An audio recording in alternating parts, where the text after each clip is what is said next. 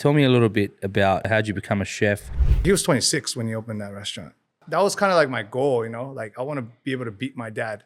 I want to be able to own a restaurant or be a head chef by that age. Do you think that comes from your Japanese heritage? I think it comes from my dad. My dad's advice to me for everything I did was, you just got to be the best. What's one piece of advice you'd give him right now? You got to know how to play the game, meaning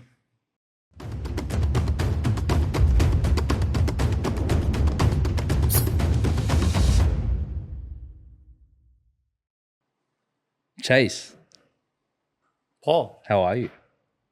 tired. Why? Why? I'm 42. Come on, man. It's 7:30. 7:30 on a Friday night, 7:30 on a Friday night. and you're here with me. Can't get any better. I'm blessed. No, thanks for having me. No, man, it's been a long time coming. I reckon I've been following you now for about 6 years. 6 years. Been a fanboy. Loved your work. Thank you. You know, you've really, in my eyes, to be honest, you really shaped the Japanese food scene in Sydney. You added in a different element, man. Thank you. I really appreciate what you're saying. Yeah, that's like from, you know, I've eaten at a lot of Japanese restaurants, and in 2013 when I visited Japan, you know, I truly haven't had sashimi. I had one like slight omakase experience when you were at Sokyo. Yeah. And I truly felt like I was in Tokyo. So like, yeah, congratulations on what you did and what you built there and the team that you built there, because what I felt when you were there, you were running it like a well-oiled machine. It was a great product, amazing. Like everything that was coming out of the kitchen was like phenomenal, well balanced.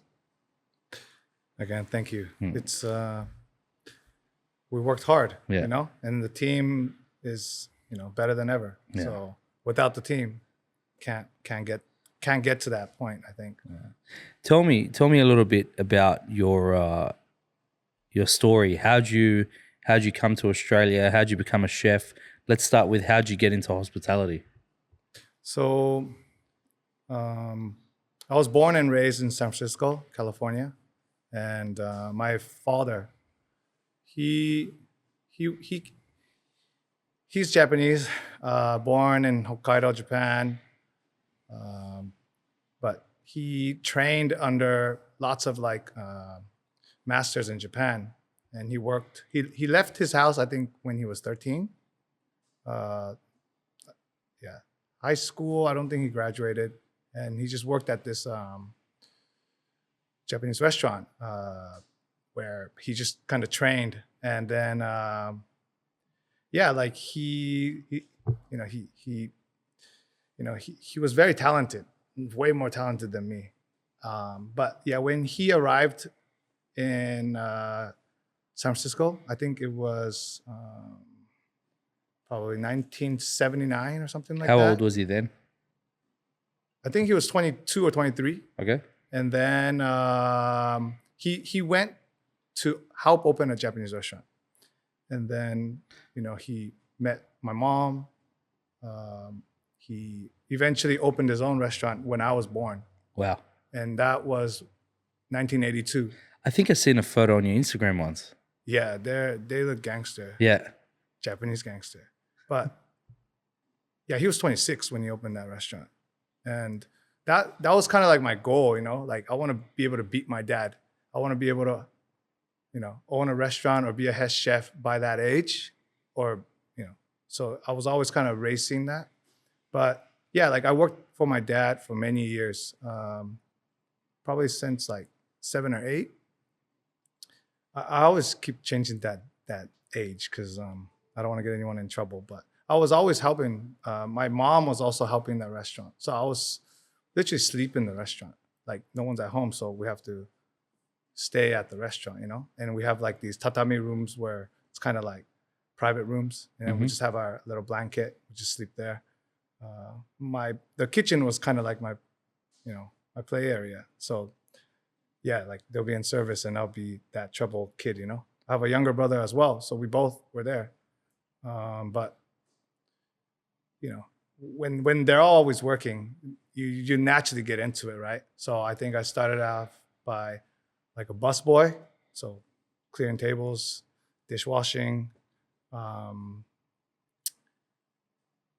it was a small restaurant, you know. I think it was like a 50-seater.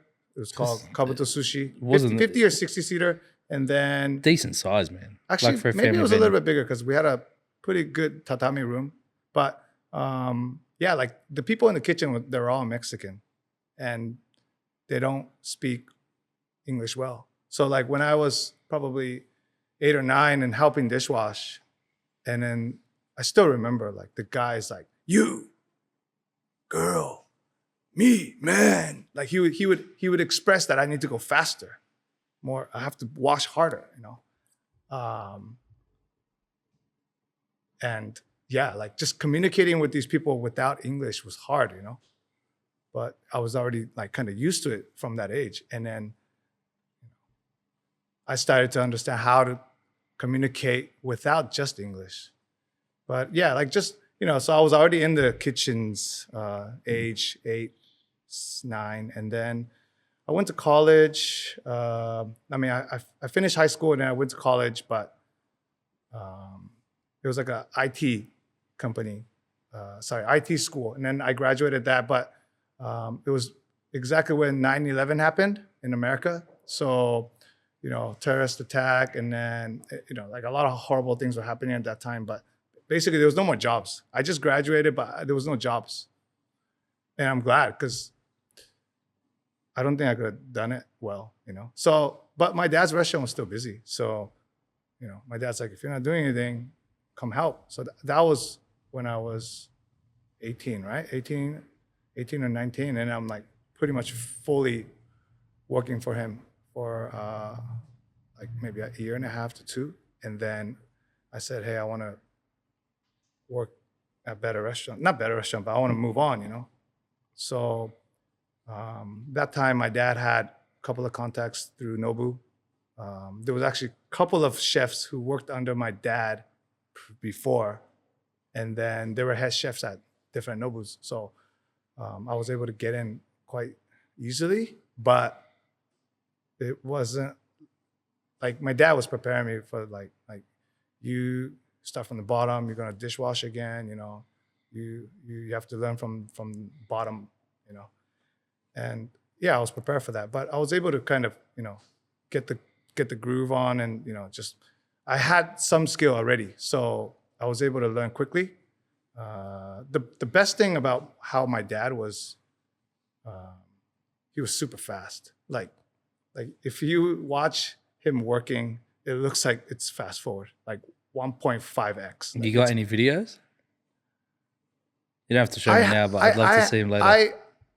I don't know where it is, to tell you the truth, but there is somewhere, I think. Maybe it's gone, but even like a couple of years ago when I saw my dad working in the omakase restaurant in San Francisco, you can tell he's fast. Like my friends would be like, "Damn, so powerful," and he's like 60 something, you know. But yeah, that's how I got into the whole hospitality. And at Nobu, I was working there for about 7, 8 years. Learned a lot, you know. Traveled a lot. Like, you know, once I got to a position where, like a sous chef type of level, but also I was in the creative side as well, because we have our freedom of omakase and Nobu style omakase, and we can create alongside Nobu-san's flavors and then you can buy anything you want. So it's like I'm practicing for free, you know, and then giving it out to these guests. And that time, so I was in Vegas, and we were, I think, the only Nobu that had a 1 Michelin star. So, but yeah, they were growing. Like they were growing as soon as like I got a little bit better. So I went to San Diego to help open their one in La Cienega, their second one. Sorry, San Diego, and then Beverly Hills, their second one. Dubai, Bahamas. Wow. And then I was able to do a little cross training in London. They had 3 Nobus at that time. How was it working for a group of that magnitude, like that size? Well, I know a lot, but I know a lot that was going on. But for me, like, I'm so grateful that I was able to work there, because it's like, there's no good, how do I say? Nobu changed that Japanese scene, you know, like, in the whole world. Like, without Nobu and Nobu-san, there is no all these restaurants. There is no Sokyo. There is no, you know, there is none of these restaurants. So they made it like a culture. They brought the culture. They brought the culture of Japanese to like the Western world. Yeah, I mean, not just Western, right? Like, he brought it back to Japan as well. First one, it didn't work out because Japanese people, they truly believe in authenticity, and I'm the same as well. But like, yeah, he changed the Japanese scene, and you know, that's why I respect him so much. And did you work directly under Nobu-san? I didn't work directly under him. I worked under people who was directly under him, but he comes around. You know, he has a very hard schedule. Like, I think he sleeps in his LA house maybe 14 days a year. You know, and then maybe 7 to 14 days a year in Japan. Like, he has a couple houses, right? But like, he's traveling all the time, and when he does come around, and you know, we'll be going to the events with Nobu-san as well. But he's so good, like he's actually legitly good, like scary good actually. Yeah, I'll screw up sometime under pressure, and he'll be like, "Chase, like, did you do this?" Like he. But then he'll turn around with that same food, and then he'll bring it back out to the guest, and like, "Oh, this is this," and then he'll play it cool. He took the hit. Not he took the hit, but he wouldn't make me look bad in front of anyone. Well, because it looks bad overall for the business, right? That was in Dubai. I was still like just like learning, you know. But yeah, like he attention to details, and you know, he has so many of these restaurants. They're all still fine dining, every single one of them. I mean, like, the quality is good. There's one here in Sydney as well. But Sydney people is quite not spoiled, but they know food. And yeah, I'm gonna be honest here, and this doesn't have to be shot in. We can edit this out. This is just between you and I. The Sydney one for me, I've been there 3 times. It's been horrible. And I don't know, like, we're not gonna cut this out. You don't want to cut it? We can find the Melbourne one has been great, but then after COVID, it like, you know what I feel like has been the lack for Sydney, Melbourne in the Crown Resort group? It's been the lack of, they're such big fit outs, but they don't have enough staff. Like, they don't have, I don't know if the training programs aren't running properly. Like, when I've had Nobu overseas, it's been amazing. But you're the numbers guy. Yeah, but like, I'm just trying to think, when I looked at things, like, I'll give you an example. When I was in Melbourne, this happened to me in Melbourne on my last trip, and it really upset me. I went to Nobu because my wife loves Nobu. Yeah. She actually loves it. She loves the vibe. She loves the culture. Yeah. And there's nothing wrong with it. Well, you want to go to Nobu? Let's go to Nobu. I love Nobu. You know? And you know, it's sexy. You have loud music. We went in. The music was real low. It was dormant. We're like, okay, sweet. I ordered a nice bottle of wine. Yeah. Get to the table. Smells like eggs. It's corked. Oh, okay. Gone. And I go to the sommelier at the time. I said, "This is corked," and she goes, "No, it's not." Oh. I said, "Are you a sommelier?" She goes, "No, I'm not." Okay. Well. I said, "Have you tried this wine before?" She goes, "No, I haven't." So I said, "How can you tell me it's not corked?" I said, "I drink this wine." Yeah. You can check my Vivino. I've probably had it like 8 times. Right? That's her and not the Nobu not the company. Nobu, Yeah. right? But what the issue was they don't have the active leadership team in there to deal with the situation. Yeah, no, that's true. So whether I don't know how Nobu's run in Australia, whether it's under a different management, whether it's just a license, I don't know what the go is. But from my current experiences, and I'm not shaming anyone, I don't know if it's changed recently. I haven't stepped into a Nobu since last year, 2023, but I've had upsetting experiences when in 2019, I was like, if I go to Melbourne, you need to go to Nobu. Like, if you don't go to Nobu, you're not enjoying Melbourne. Yeah. And that's been this. And I know that COVID's been a hard thing, and I'm not here to, rubbish businesses or anything like that. Yeah. But when I was in Miami, I went to Nobu. Phenomenal. Wow. The beach club vibe, the hotel was amazing, So, but, so what level did you get up to when you were in that amazing organization? So when I was, I think 25 to 26, I went to Bahamas as the head sushi chef. Mm-hmm. And, again, I was telling you, I was trying to raise my dad, right? But yeah, like once you get to the head chef position, then you see everything. You need to manage everything.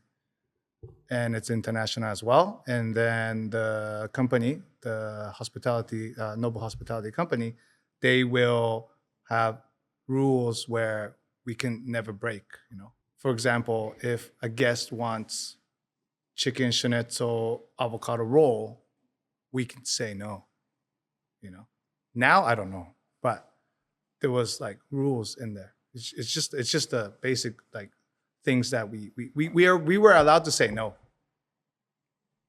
So, I mean,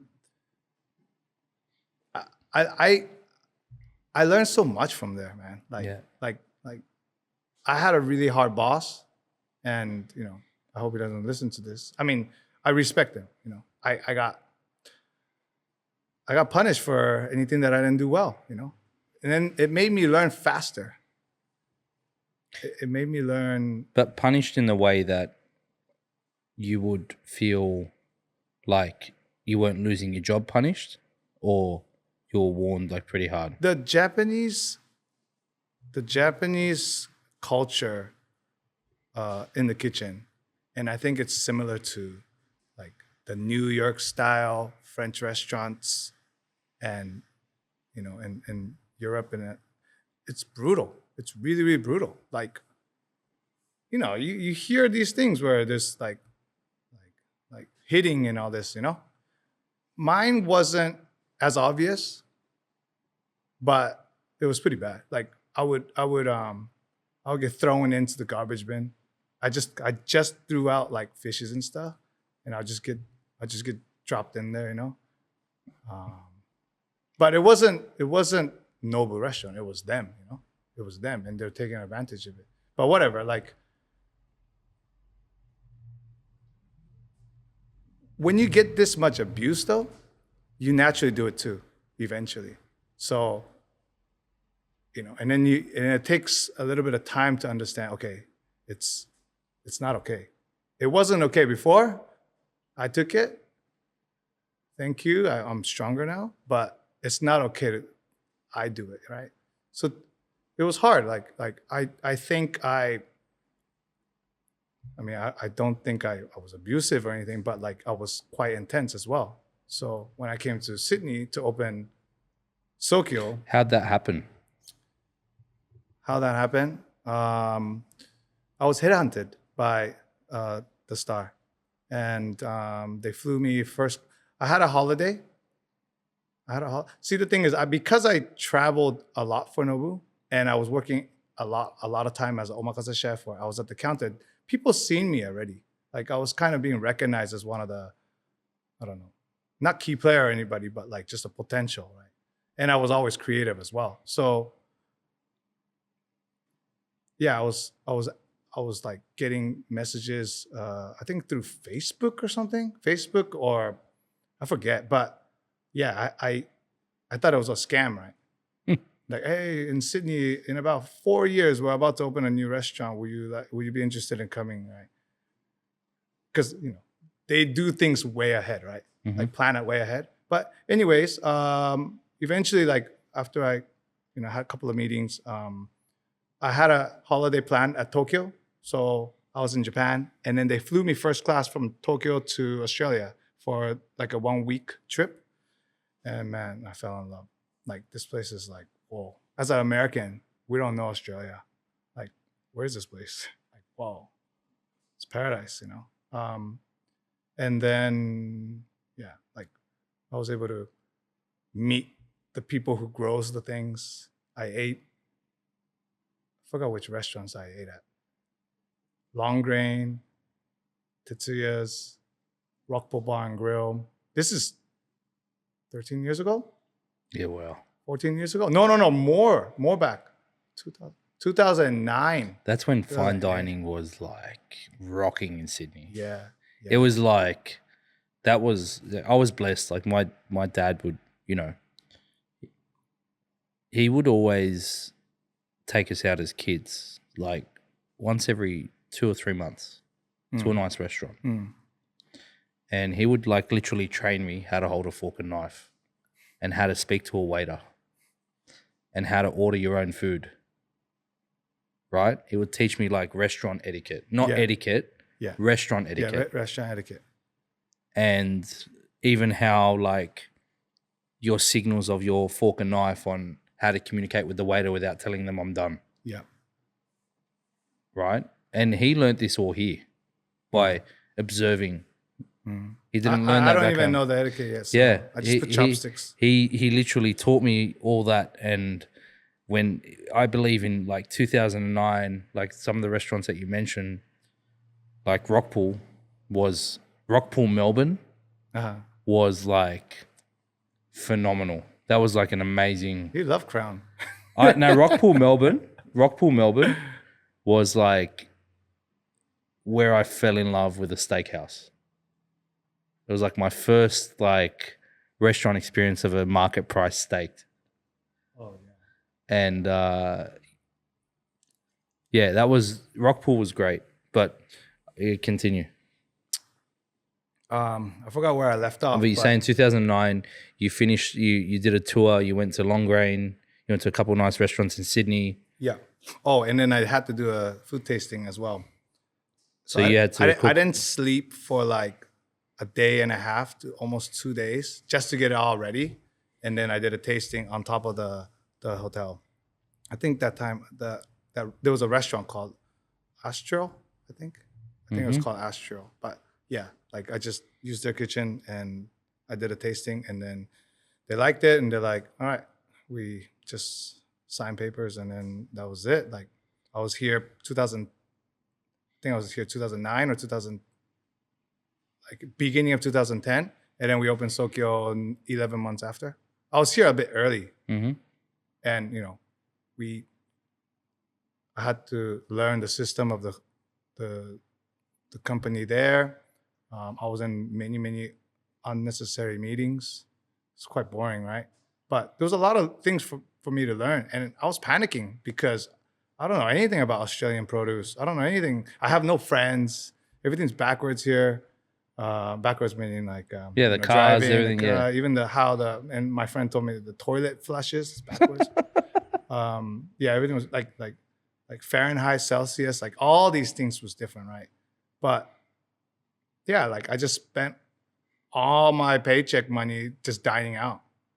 Yeah, and I was just like, I ate a lot because that's the only way for me to learn quickly, So my concept of Sokyo how we got the name first is Tokyo meets Sydney. And then when you spell out Tokyo and then you take out the T and replace it with the S for Sydney, and then that's how you get Sokyo. Wow. I don't think I said that right, but like whatever. It doesn't matter. But yeah. I understand it. But yeah, like just it's important that time that we put a restaurant name or any title and no one has it, you know? No one has it. So it's like hashtag Sokyo, boom. It's like, you're not gonna have another copy. There's a lot of copy now, but so the concept of that restaurant was I wanted to open up a restaurant that tastes like Tetsuya's, but more fun and more sexy, And then the vibe was like Kill Bill, the movie. And then just Japanese food, Australian produce is so good, and then just with a little fun, fun twists. And how was it like working, not just for the Star, but in casinos? What's that like? Well, in the beginning, I was purely focused on the restaurant. So, they don't allow you to work 7 days, but I voluntarily didn't tell anybody. I just worked every day because I just wanted to get that hat. And Terry Derek came, and we fucked up. I don't even know if we allowed to swear. No, you can no. swear. Like we weren't good. We weren't good enough. I thought we were because I was naive, right? But as a big restaurant, because it's a big restaurant, that's the problem. It was like, how many seats is you got a lot of shitholes as well, that you have to use. One guy, he can break all your dishes, How many seats? 250. Wow. But we would do a lot because you turn the tables. Economy that time is strong. We'll be like, we didn't have a non-busy day. Like from the get-go, it was busy. Like, yeah. But so like first year, Momofuku got 3 hats: best restaurant of the year. Black got a hat. Bella got a hat. There's an Italian restaurant. Mm-hmm. And Sokyo, we didn't get a hat. So I felt horrible, like it was all like celebrated chefs, and then me. We were the most busiest restaurant. We were the most profitable restaurant, but we didn't have a hat. But I just felt so bad for the team and for my team. Like, so then one more year, I just did another 7 days every day.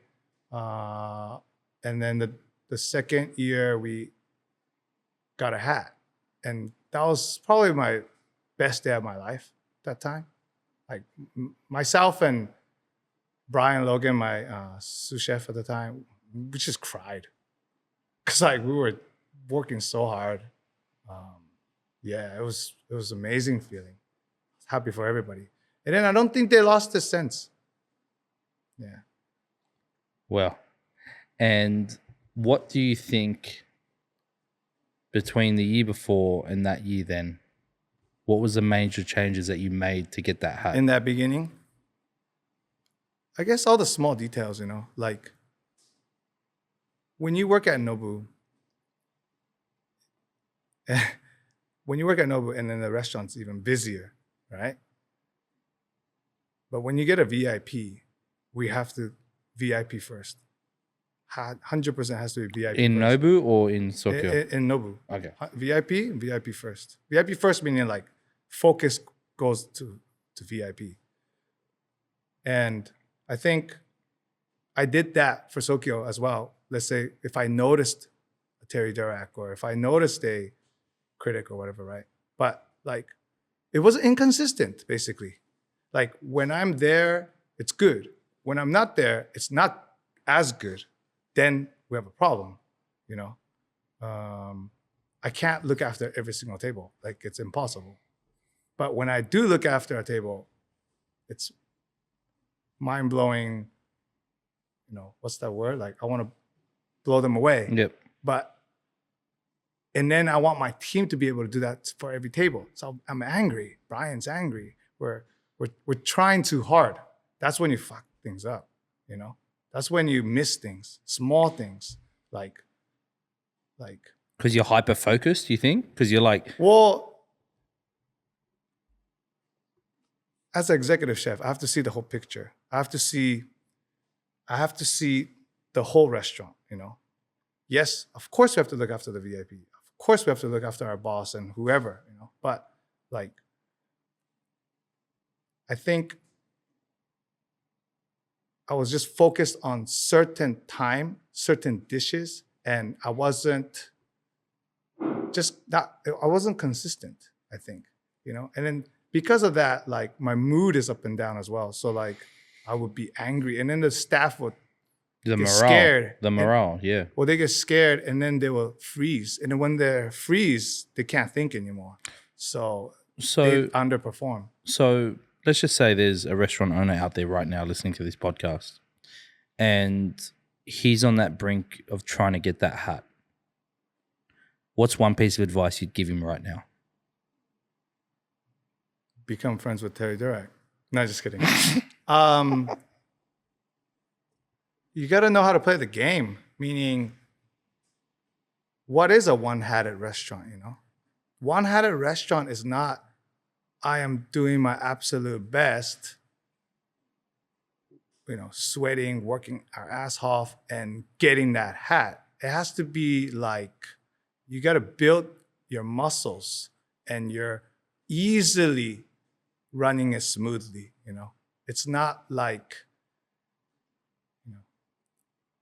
because after you get that hat, they're not going to give you a hat thinking, okay, you were good twice, but still looks like there's certain things that might screw you guys over, because they have their, pride of giving people a hat. So now I think it's a lot easier after COVID, but before they're super strict. Like there's some restaurants that I feel like, man, they deserve a hat, and I can't remember any, but like it's hard.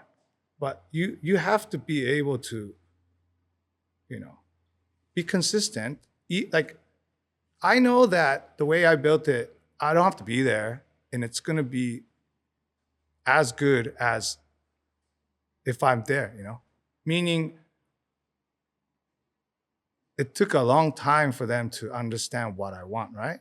As the food and then the service and like if I walk in there, why is the music not on, or it's low, or just small details that my guys are able to catch. I think that it's all the small details. I think I don't know if that was a good advice to the guy.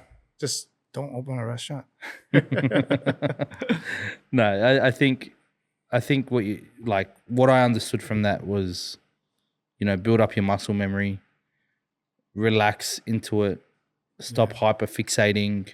Don't try too hard. If you try too hard, you're gonna screw it up. I think you want to work hard, but it shouldn't be like a chore. Yeah, you shouldn't be like. Yeah, you should be easily finishing the marathon at the comfortable time or something like that. Like you don't want to. I ran a marathon and then I wanted my best time, and then I blew out my knee and I couldn't run for a year. It's not how you do the marathon, like. Yeah, it's just my personality. I think. Yeah, I just want to just try my absolute best till everything breaks. Do you think that comes from your Japanese heritage? I think it comes from my dad. Yeah, like my dad's advice to me for everything I did was, you just got to be the best. You got to be number one. So playing baseball in the team, I got to be the cleanup guy. So the fourth batter. Sorry, Australia, we don't watch baseball. That's okay. You can. It's but not basically, just, it's not just this podcast isn't just for Australians. Oh yeah, okay, fantastic. But basically, like he would teach me sports, very very strict. I would miss a ball, and then he would say, "Take off that baseball glove," and then he would literally hit the ball, and I was doing shortstop at that time, so you would miss it. You would miss it because you're scared, Like you wear a cup, so you don't hit your balls, but you're just scared because it hurts. The ball's hard. My dad said, "Take off the glove, block it with your body." And he would throw balls. Learn the pain, I guess, right? No, he wouldn't throw it. He would hit the ball like how you do it, bang. So I have to block it with my body now. Now I don't miss. Now, thank God, I have a glove. Like freaking easy now, But that time, like, yeah. So like he was very intense, like in that way, and I loved it. Like I loved how he was, and yeah, the way he taught me in the restaurant as well. Like it was quite tough, you know. But you knew he was doing it for your own good. He wasn't being mean. Like Yeah. there was no like there was no he was a big-hearted person, like very generous. I think you can tell he did it with love. Yeah. And I think that's why when I train my team, I get a little bit too deep in the training. So I'm trying to take it easy these days. So when did you leave Sokyo officially? I think October last year. October last year. 2023. Right. And October, November, around there. nice. And what's been on the cards for you now? I see you playing a new sport called pickleball at the moment. Yeah. In your free time? No, I'm gonna become a professional pickleball coach. No, I think the next restaurant that I'll be opening is a steakhouse, a Japanese Brazilian concept steakhouse in Bankstown. Wow. And Bankstown, like for people that don't know where Bankstown is, it's like west of the CBD. very west. I don't know. Yeah. I don't know Bankstown, Parramatta, you know, like I haven't been to the west that much because I was always living in the city. But yeah, like I wanted to do a new restaurant with I guess a new demographics of guests as well. You know, every time I open a new restaurant, how many restaurants I open in Sydney, but customer base is not all the same. And I'm not saying that's bad or anything. I'm very, very grateful for the people who come back. But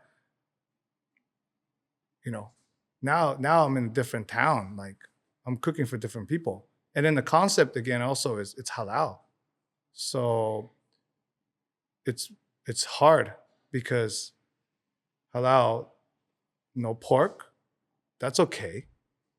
No alcohol. Japanese cooking, you use a lot of sake and mirin, a lot of Japanese style alcohol to bring out the cleanness into your sauce, you know? So it's been different. So I'm learning again. 42, I'm learning how to cook Japanese food without alcohol. Never thought this was happening. And damn, it's not easy. Yeah. Yeah. And why Bankstown? Why the Japanese Brazilian? What brought about that concept? Well, I was taking a break, you know.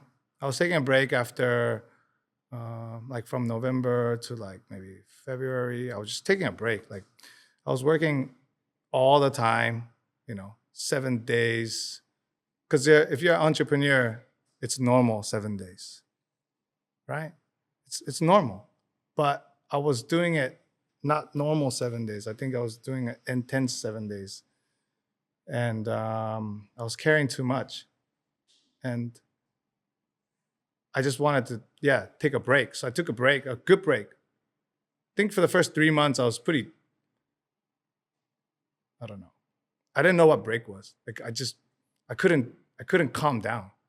But once it hit almost 4 months, that's when my whole brain was just in a different place. I think I needed that break. It's like a reset. I couldn't reset. Like the first month, second month, third month, I'm just like, oh, I need to do something. Or I need to I don't know. I was kind of lost. But once it hit the 4th month, then I became a different person. I was more calm and like just mind is clear. Motivation came back up, you know, because I wasn't motivated at the time. I think, you know, and it's a luxury to have a 4 months break. You know, just think about it. 4 months vacation. Wow. How do you do that? Yeah. You know, it's a secret. But after that, yeah, I've been cooking every single day, cooking for myself every single day. I never did that in my life. I cook, steak and salads and, eating extremely healthy, looking after myself, sports wise, and it fixed my sleep. It fixed everything. Talking to a lot of smart, good people, and I think, yeah, now like I just want to try to get this restaurant open nice and strong. Hopefully, What hopefully led you? What led you to the Japanese Brazilian concept?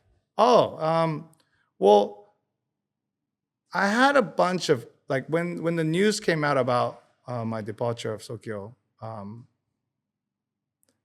I felt like a really pretty young lady. Like I was just getting asked out from all these different businessmen, So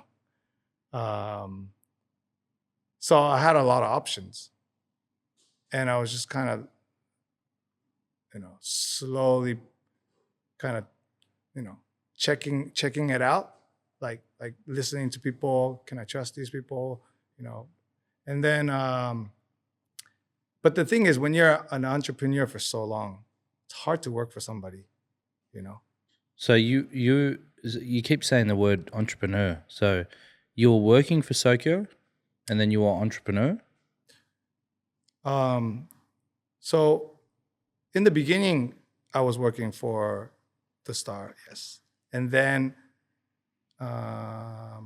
after a little bit, let's say 3 years, I was able to put myself into somewhat like not a partnership, but basically same package. And I was able to become more like a partnership contract. So I wasn't an employee anymore. And then because I wanted to do more, so that's why I had a burger shop before. I had ramen shops. I had I had my own central kitchen. I had my takeaway business. Like I was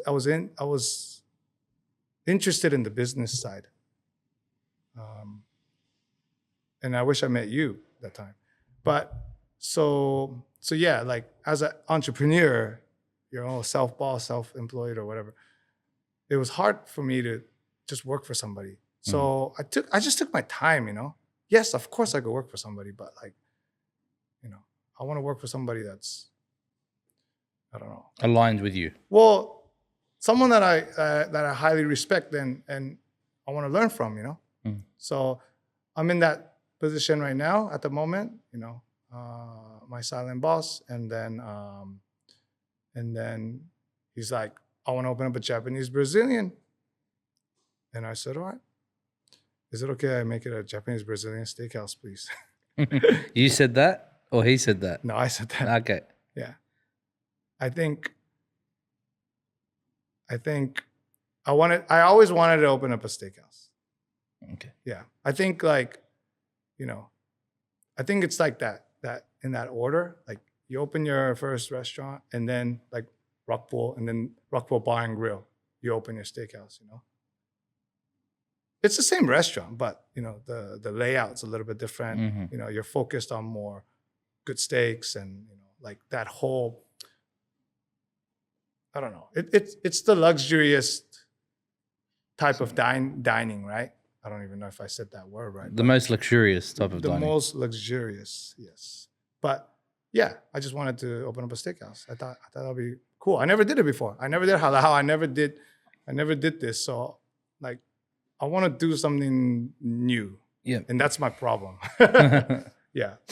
And how have you been able, if there's a chef out there just like you in a transition and has a bunch of options like you did, what's one piece of advice you'd give them when navigating picking the right business partner to go with?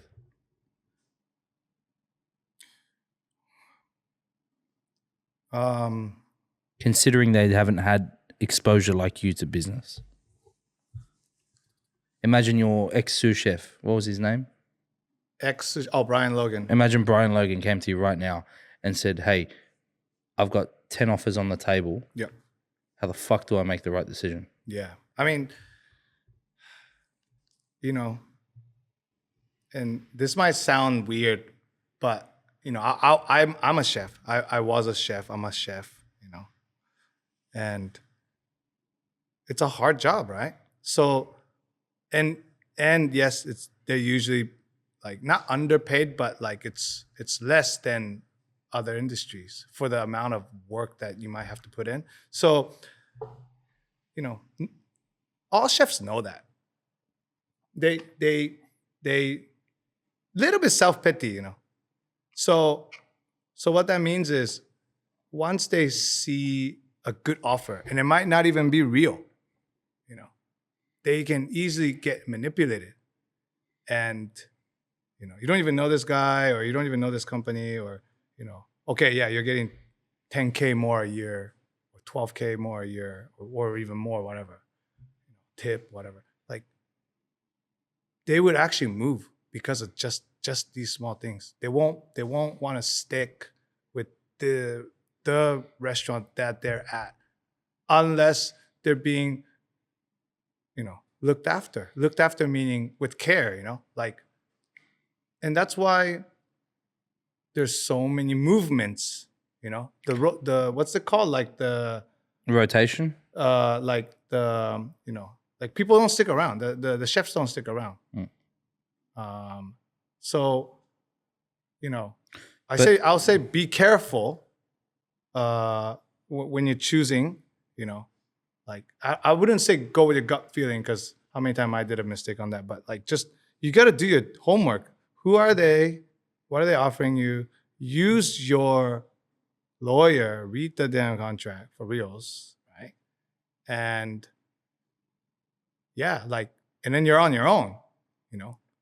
Make sure you do the right thing. Like You do your homework. you got to do your homework. Like that's the one part where I think most of the people miss. I think like they think there isn't bad people out there, you know, because yeah, maybe there isn't that much bad chefs, like meaning evil, but I'm sure like businesses, there's no fair game, you know.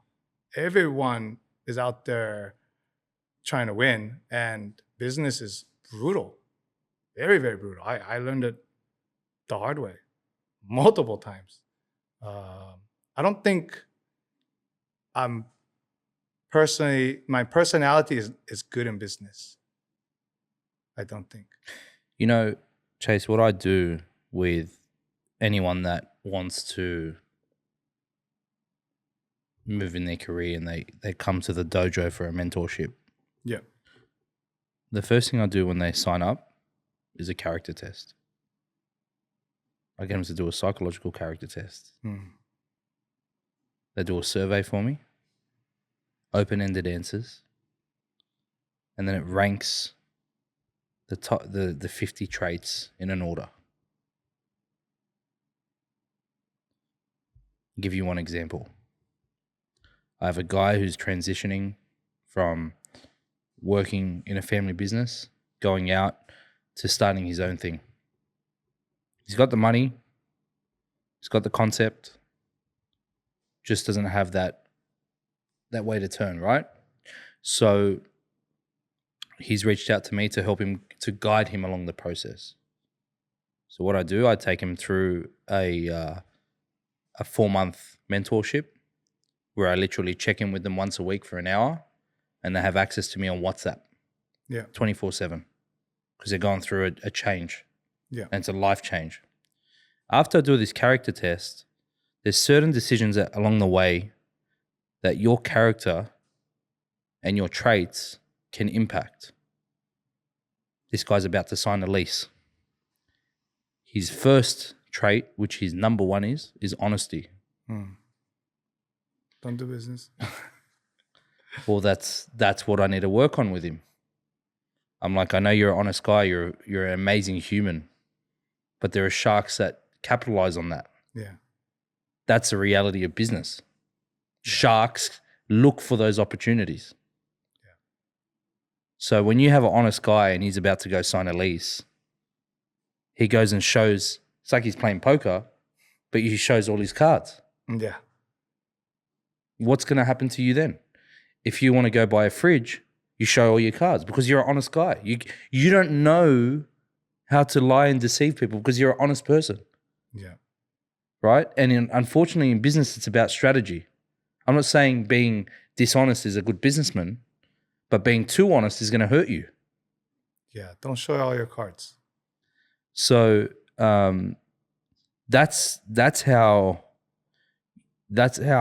I've been able to navigate and help people. And now when in the HR structure of anyone that gets employed, I make sure that these guys, when they open their businesses, they follow the same protocol and they do these character tests because it's important to know about your employee and what the type of person they are.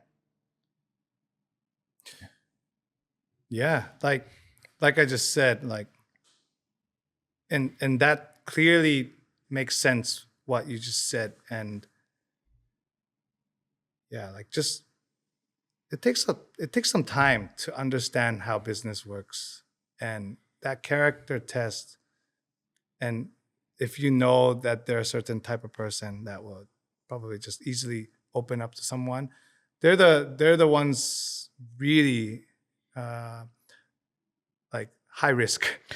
Well, I think the best thing is, like, if you don't know what you don't know, then you don't know what you're going to fall into. Yeah. But if you know now what you didn't know, at least you know how to navigate it. Yeah. Right? Yeah. And that's what I find, especially because chefs are such creative and artistic people.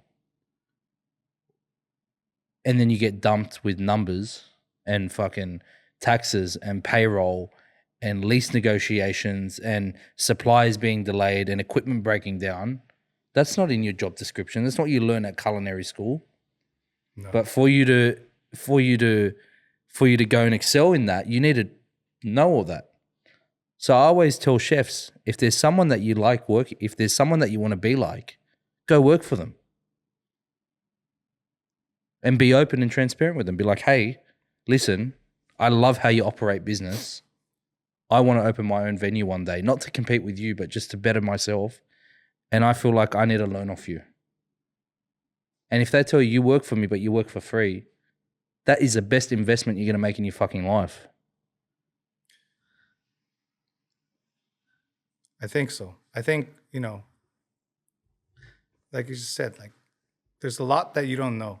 So keep investigating on what you need to improve on, especially on the business side. And then yeah, hopefully when you think you're ready, you try your best. But I say you need to have partners like who's actually in the business, meaning not just an investor, not just a mentor or a supporter. You need someone who's actually yes, skin in the game, but also they specialize on something that's in the part of the business. So for example, let's say in your case, you say you're good with numbers, then, and if you're my partner, I will pass that to you.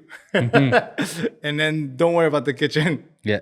Or don't worry about the restaurant operation. And then you tell me, hey, Chase, why is the labor too high? Can we make it to that? And we go back. Then I know. Oh, okay. I thought we have, enough money to. No. Look at this. All these bills are coming, man. No. Change the menu. Cut one. What? Yeah, make it tighter. I think people will benefit so much from what you can teach, and they don't even know about it. That's the thing. It's too late by the time you find out. Oh shoot! Like you're already like. By the time you find out, you're pretty much gonna die. Yeah, I guess. Well, that's the whole point of this podcast, right? To be honest, and my platform is that I want to help build the next generation of hospitality professionals and give them that actionable guidance and learn from the mistakes that we've made, right?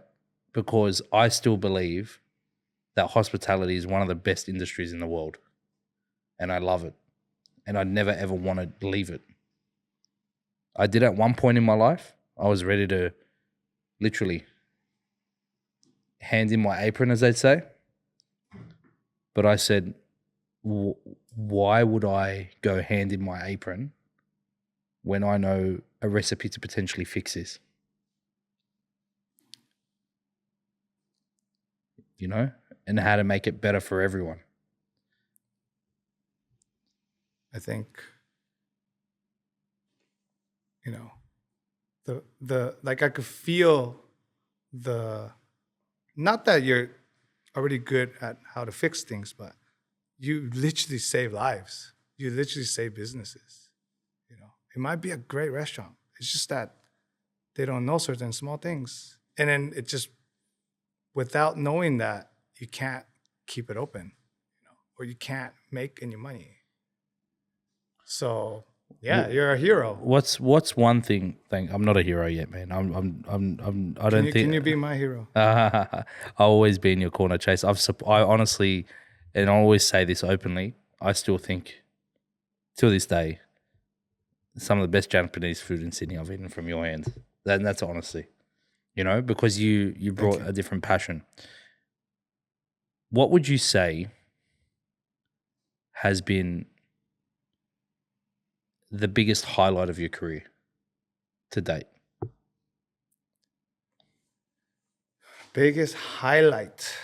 I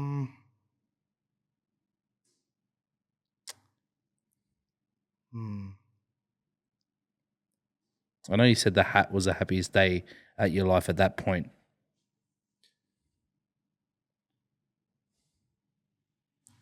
I think now I'm able to actually sit down, and this is funny because we're doing an actual podcast, but now I can actually sit down and talk to smart people. Before I couldn't, because I'm only talking to my chefs, or I'm talking to my restaurant people, or, you know, you're talking in the same industry. Now I can, you know, now I can serve amazing people, right? Could be, I don't know, an athlete or a lawyer or a whoever, but I can also have a conversation with them. And for me, and this doesn't even sound like a highlight, but for me, I'm very proud that I'm able to actually have conversations with them, like real conversations, you know, not, hey, how was the food? You know, I hope you're enjoying, blah, blah, blah. This is Wagyu. No, like I'm actually able to, you know, talk to these people, but like not even just during dinner, but like after dinner, or, you know, if they come again, or, you know. Like, and what do you think has allowed you to do that? Like if there's, I think, I know what you meant. When you meant smart, you meant you weren't condescending the kitchen in regards to their knowledge. You were just saying you're able to deal with people outside your normal working environment. Yeah. So thank you for helping me say it like that. Yeah.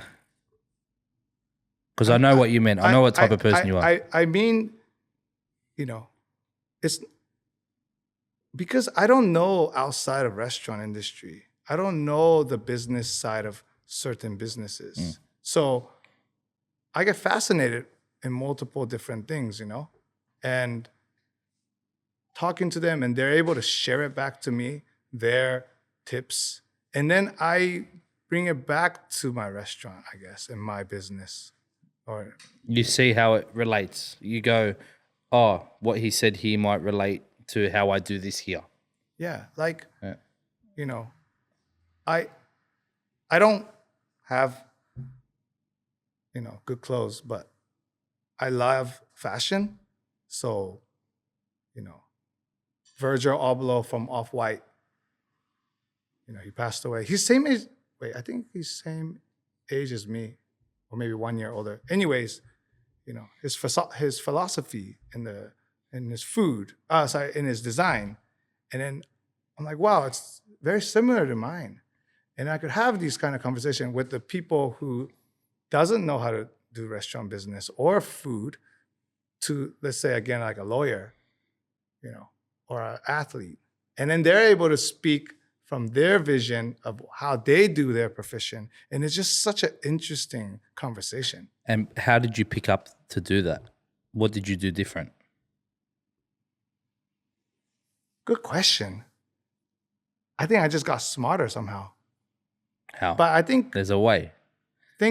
doing the business, and you just have to be like creative sometimes, you know, like creative meaning. And I just listened and read a lot to get to that point, I think, you know. Was there one book that stood out to you? A lot of audiobooks. Yeah. A lot of audiobooks.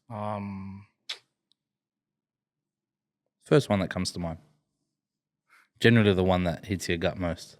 Okay, this is not a good book, but The Shoe Dog, Okay. Phil Knight's. It's not an educational book at all. It's an entertaining. It's a Nike book. Okay. So, for the people who read it, or the people who hasn't read it, it's about how Nike became where it is now, with a lot of gambling, risky moves. But it was just entertaining. But you need to do it though. You just gotta do it, or else it's never gonna happen. Amazing. No, it's not amazing. Yeah, you are amazing. Don't just do it. No, it's not a good advice at all. Yeah. So you'd learn not to just do it, or you'd learn to work out. Have the courage, you know. Have the courage, but still do your homework. I think courage needs to come with conviction, though. Like, you need to be ready, because when you pull out that sword and you go in for the kill, there's repercussions behind it, and you got to be mentally prepared for that. You got to know what you're getting yourself into. When you're starting a business and you want to go down that path, or when you're changing that job, or you're entering a new role, you're pulling out your sword and you're slaying something. So you got to know, after you did that kill, what's going to come and attack you. Yeah. And you got to be prepared to battle that, right? I think when you're doing a business, and you hear this from all these other entrepreneurs, but it's lonely, and also, yeah, be prepared to die, basically. Like, you know, it can happen. It can always happen, even if you're doing so well. Yeah. So that's why you have to be always focused, have a good team, you know. It's interesting you said the word lonely. That's what I built the Senpai Dojo community for. So people pay a membership. We meet once a week. And it's people from all over the world. We come together to discuss your last week's problems. Nice. With different restaurateurs. One could be a micro bakery. The other one could have 4 cafes. The other one would just have a burger truck. And the other one could be in a fine dining restaurant. No discrimination. And the other one could be an executive chef of a venue. Yeah. There's no animosity. There's no judgment. We're hospitality professionals coming together. You vent out your problems. And it's not only me contributing. It's the other 30, 50 people in the room contributing back, saying, this is how I combated it. So before we end the podcast today, I just want to ask you one question. During your journey, you've obviously faced some highs and lows. In the low periods of your journey, especially playing in an executive role, an entrepreneur, multiple businesses, moving into different partnerships, what's one way, or what's one thing that allowed you to persevere through those tough and dark times?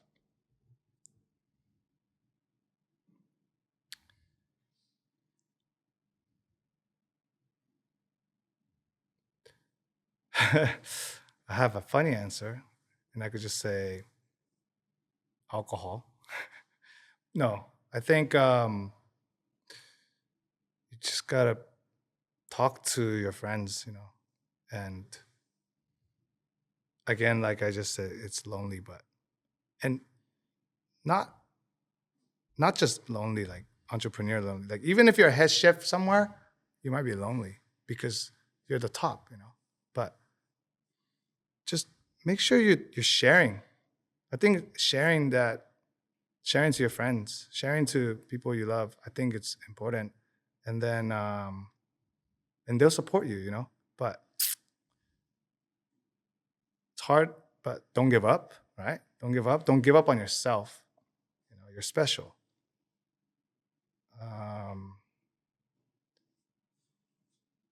Yeah, do the right thing. Talk to God. Watch motivating podcasts. I did it all, I think. Did it all. You will have negative, dark times too. You will.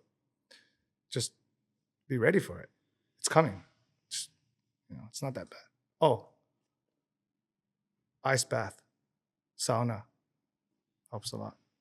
Ice bath, sauna, cold shower, exercise, pickleball. I like paddle. I love paddle. All right. Bye-bye. No. Yeah. I love Padel, Padel. yeah. It's a great sport, but it's a doubles thing. But I've never tried pickleball, so hopefully one day you can take me on the court, teach me some tricks. I think pickleball is still quite new. Yep. Padel has been there for a while. Internationally, it's bigger.